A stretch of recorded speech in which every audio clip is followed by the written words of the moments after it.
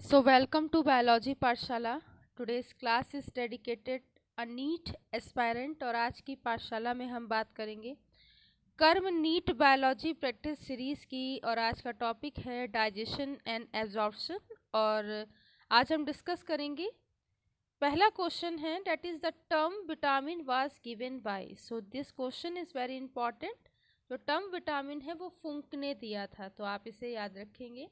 Next question की बात करें तो क्वेश्चन नंबर 51 है rickets and kwashiorkor are the deficiency disease. ये क्या हो जाती है? किसी कुपोषण की कमी से हो जाती हैं। ठीक है, सो ये किसी कमी से होने वाली बीमारियां हैं तो आपको ये याद रखना है। नेक्स्ट क्वेश्चन है, कह रहा है कि ऑक्सीनेटिक सेल्स सेक्रीट। तो ऑक्सीनेटिक सेल्स जो होती हैं बेसिकली एक्सीएल को सेक्रीट करती हैं। ये बहुत बार रिपीट हुआ क्वेश्चन है, आपको इसे याद रखना है। और एचसीएल क्या करता है? फूड मटेरियल को बेसिकली जो बेसिक मीडियम में चेंज करता है, तो ये बात आपको याद रखनी है। नेक्स्ट क्वेश्चन है, कह रहा है the amount of the bile release in the proportion to amount of. So ये बेसिकली क्या होता है? Fat in meal. ओके, तो ये आपको बात याद रखनी है। अमाउंट ऑफ वाइल जो होता है वो एक तरीके से इक्वल है फैट इन मील्स के, आपको ये बात याद रखनी है। अगर हम नेक्स्ट क्वेश्चन की बात करें तो नेक्स्ट क्वेश्चन इस प्रकार से है। कह रहा है कि question number 55 which of the following is called the detritivore. Animal feeding on the dead and decaying organic material. ऐसे एनिमल जो basically dead and decay organic material पर डिपेंड हो अपने न्यूट्रिशन के लिए, that is the detritivore. तो आपको याद रखना है। और ये बेसिकली एक्वेटिक होते हैं, तो ये आप याद रखेंगे। ठीक है, नेक्स्ट क्वेश्चन है 56 अ सेप्रोबायोटिक और parasitic mode of nutrition are found in.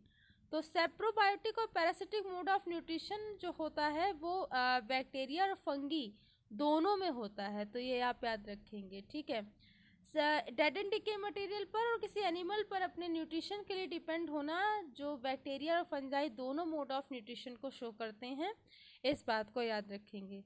Next question आपकी स्क्रीन पर कुछ इस प्रकार से है। नेक्स्ट क्वेश्चन है, कह रहा है peptic cells secrete. Peptic cells जो होती हैं वो पेप्सिन को सेक्रीट करती हैं, ये आपको बात याद रखनी है।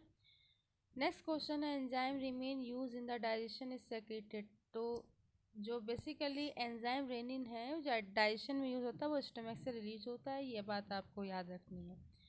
Next question, a patient is generally advise to be specially consume a more meat और lentils and milk and eggs when he suffer from kwashiorkor. एक मतलब कुपोषण से रिलेटेड डिसीज़ है, तो ये सारे कंटेंट क्वासिकोर के लिए जाते हैं। ये बात आपको याद रखनी है।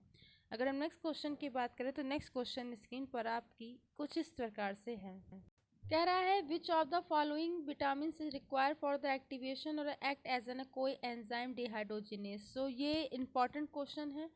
कोएंजाइम डिहाइड्रोजिनेस के फॉर्म में जो विटामिन यूज होता है that is a vitamin B. Okay, और a B complex we can say that. तो आपको ये बात याद रखना है, किसी भी फॉर्म में आपको क्वेश्चन मिल सकता है।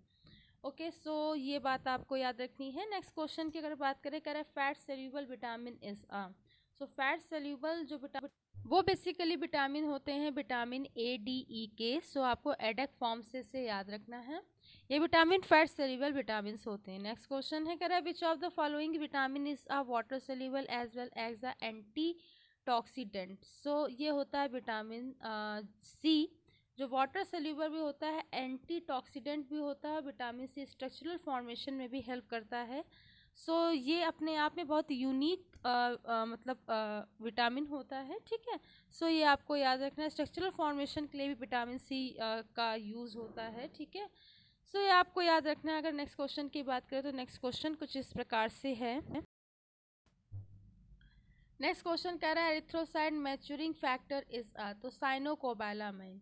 एरिथ्रोसाइट के मैच्योरेशन के लिए साइनोकोबालामीन काम करता है, और ये बेसिकली B12 के लिए यूज़ होता है। B12 साइनोकोबालामीन कोबाल्ट इसमें होता है, और एनीमिया, ठीक है, इसकी कमी से हो जाता है। तो ये आपको इतनी पॉइंट्स जो हैं वो याद रखने हैं। नेक्स्ट क्वेश्चन है, कह रहा 65 the crown of the teeth is covered by. So crown of teeth जो होता है इनेमल से कवर्ड होता है, सबसे ठोस सॉलिड एक केमिकल है, ठीक है। और एक इसको आपको याद रखना है, डेट इज इनेमल, ठीक है। नेक्स्ट क्वेश्चन है, कह रहा है how many human teeth appear twice during the life span of the individual is a. So पूरे लाइफ स्पैन में ह्यूमन के जो मिल्क टीथ होते हैं वो 20 होते हैं। सो इसको आपको याद रखना है।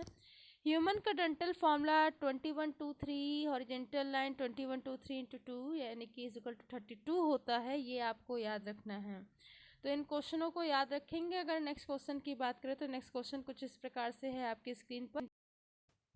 देखिए नेक्स्ट क्वेश्चन है, कह रहा था macronutrient which is essential for the component of all compound yet not obtained by the plants from soil.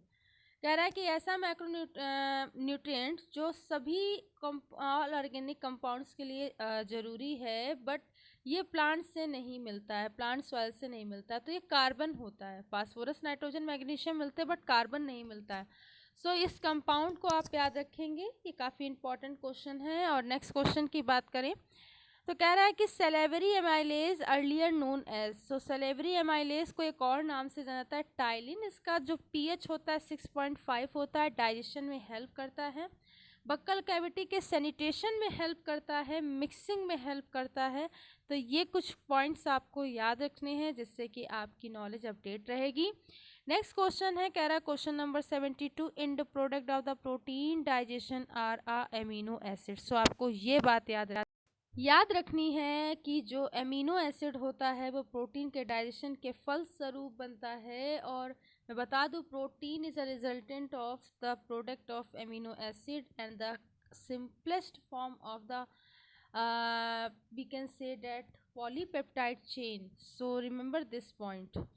And I hope कि आज की क्लास आपको समझ में आई होगी। अगर आज की क्लास आपको समझ में आई हो तो इसे ज़्यादा से ज़्यादा लोगों तक शेयर कीजिए, लाइक कीजिए, सब्सक्राइब कीजिए। बायोलॉजी पाठशाला का बेल आइकन उस घंटे के बटन को दबाए रखिए ताकि आने वाली लेटेस्ट अपडेट आप तक पहुंच सके। Thanks to all student to watch my Pathshala. Thanks again and keep watching.